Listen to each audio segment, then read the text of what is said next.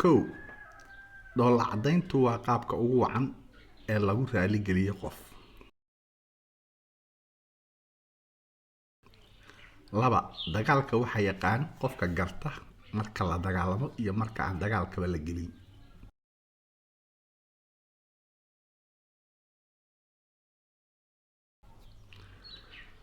saddex horta bara sida loo socdo inta aadan bilaabin inaad orado.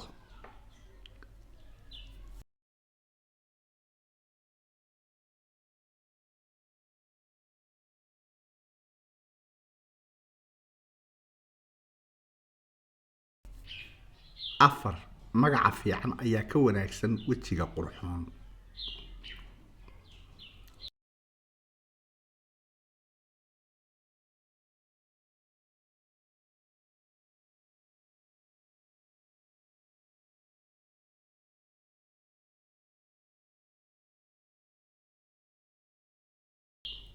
shan qof aan dhoolla caddayn karin maaha inuu dukaan furto.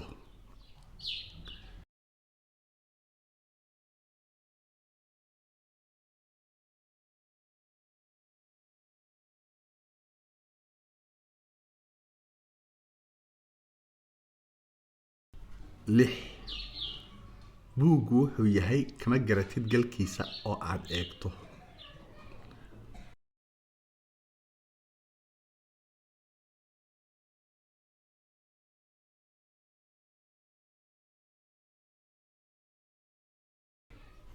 toddoba af xun ha ka sugin hadal wanaagsan.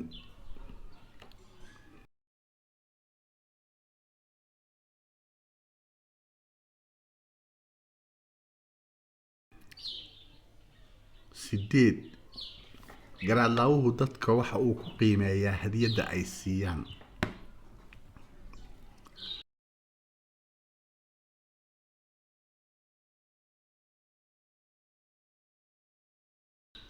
sagaal socod dheer baa lagu tijaabiyaa faraskaaga.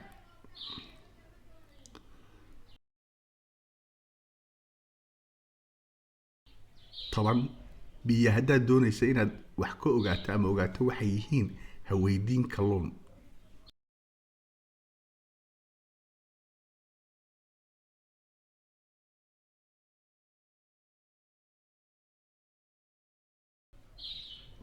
koob iyo toban haddaad aaminsan tahay shay inaadan samayn karin ha mashquulin kuwa samaynaya.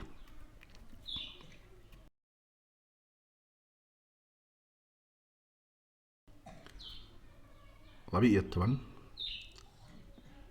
waxaan maqlo waan ilaawaa, waxaan arko waan xusuustaa, balse waxa aan qoro waan fahmaa.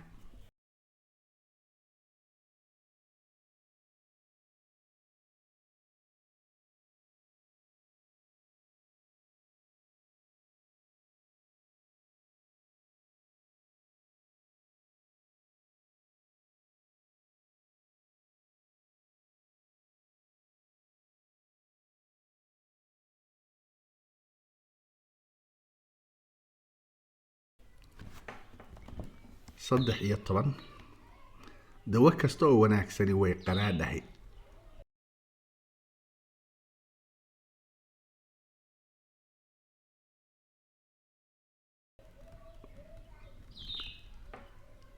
afar iyo toban haddaad mar walba wax bixiso oo yacni sadaqa la baxdo adna wax la-aan ma noqotid marna.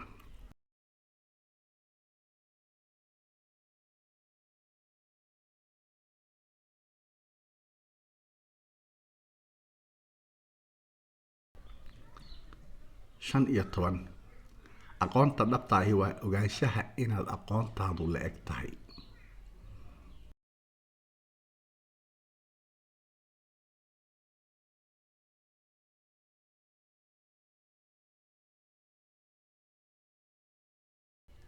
lix iyo toban haddaad doonayso inaad ku tagto meeshaad u socoto sida ugu dhaqsaha badan keligaa safar, haddaad doonayso inaad meel dheer gaadhana dadka raac.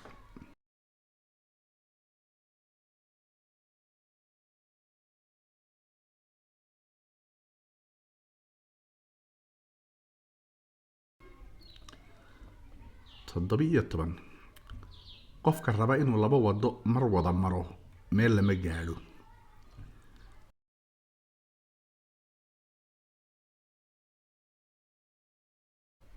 18 qof aan samir lahayn weligii ma hormaro.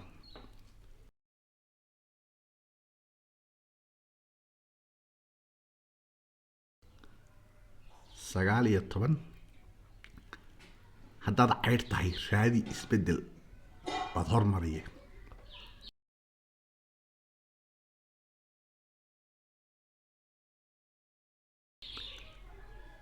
20 cimriga iyo waqtigu cidna ma sugaan.